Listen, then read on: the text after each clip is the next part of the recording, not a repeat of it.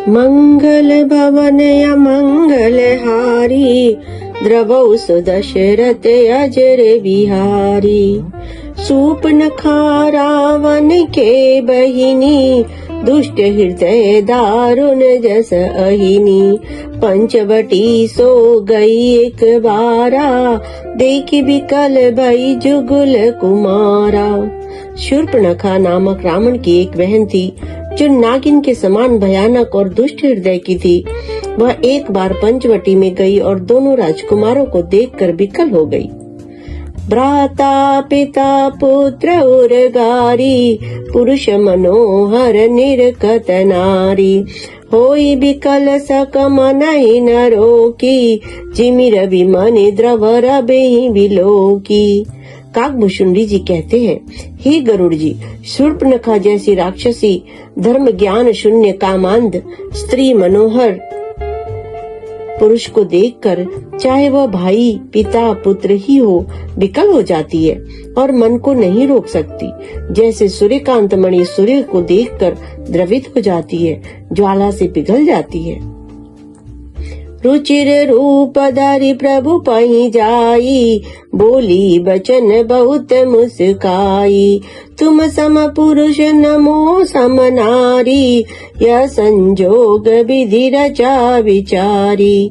वह सुंदर रूप धरकर प्रभु के पास जाकर और बहुत मुस्कुराकर वचन बोली, न तो तुम्हारे समान कोई पुरुष है, न मेरे समान स्त्री।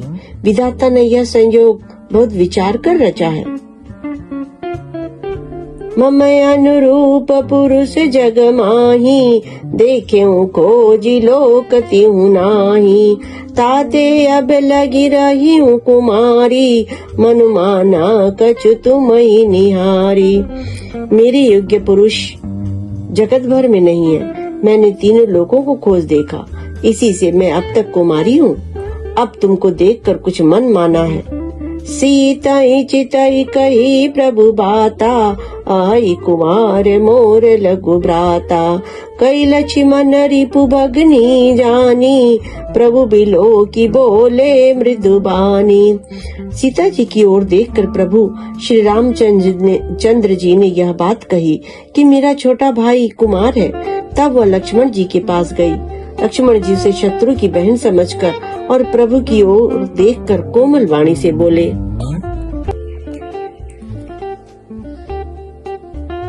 सुंदरी सुनु मैं उन कर दासा, पराधीन नहीं तोर सुपासा। प्रभु समर्थ कौशलपुर राजा, जो कछु करई उनहि सब छाजा। हे सुंदरी सुन, मैं तो उनका दास हूँ, मैं पराधीन हूँ, अतः तुम्हें सुख न होगा। प्रभु समर्थ हैं, कौशलपुर के राजा हैं, वे जो कुछ करे उन्हें सब फबता है। सेवक सुख चमान भिखारी, व्यसनी धन शुभ गति विचारी। लोभी जसु चह चार गुमानी, नब दुहि दूध चहत ए प्राणी। सेवक सुख चाहे, भिखारी सम्मान चाहे, व्यसनी जिसे जुए शराब आदि का व्यसन हो, धन और व्यभिचारी शुभ गति चाहे, लोभी यश चाहे और अभिमानी चारों फल, अर्थ धर्म काम मोक्ष चाहे, तो ये सब प्राणी आकाश को दूह कर दूध लेना चाहते हैं, अर्थात असंभव बात को संभव करना चाहते हैं। पुनि फिरी राम निकट सो आई, प्रभु लक्ष्मण पई बहुरी पठाई। लक्ष्मण कहा तो ही सो बरई, जो तृण तोरी लाज परिहरई। वह लौट कर फिर राम जी के पास आई। प्रभु ने उसे लक्ष्मण के पास भेज दिया। लक्ष्मण जी ने कहा, तुम्हें वही बरेगा जो लज्जा को तृण तोड़कर अर्थात प्रतिज्ञा करके त्याग देगा, अर्थात जो निपट निर्लज्ज होगा। तब खिसियानी राम पहि गई, रूप भयंकर प्रगटत भई। सीतई सभय देखि रघुराई, कहा अनुज सन शयन बुझाई। तब वह खिसियाई हुई, क्रुद्ध होकर श्री राम जी के पास गई और उसने अपना भयंकर रूप प्रकट किया। सीता जी को भयभीत देखकर श्री रघुनाथ जी ने लक्ष्मण जी को इशारा देकर कहा, लक्ष्मण अति लागम सो नाक कान बिनु कीन, ताके कर रावण कहाँ मनो चुनौती दीन। लक्ष्मण जी ने बड़ी फुर्ती से उसको बिना नाक कान के कर दिया, मानो उसके साथ रावण को चुनौती दी हो। नाक कान बिनु भई बिकरारा, जनु श्रव सैल गेरु कै धारा। खर दूषण पही गई बिल पाता, दिग दिग तब पौरुष बल भ्राता। बिना नाक कान के वह विकराल हो गई। उसके शरीर से रक्त इस प्रकार बहने लगा मानो काले पर्वत से गेरू की धारा बह रही हो। वह विलाप करती हुई खरदूषण के पास गई और बोली, हे भाई, तुम्हारे पौरुष वीरता को धिक्कार है, तुम्हारे बल को धिक्कार है। तेई पूछा सब कहे सी बुझाई, जातु दान सुन सेन बनाई। दाए निशिचर निकर बरू था, जनु सपच्छ कज्जल गिरि जूथा। उन्होंने पूछा, तब शूर्पणखा ने सब समझा कर कहा।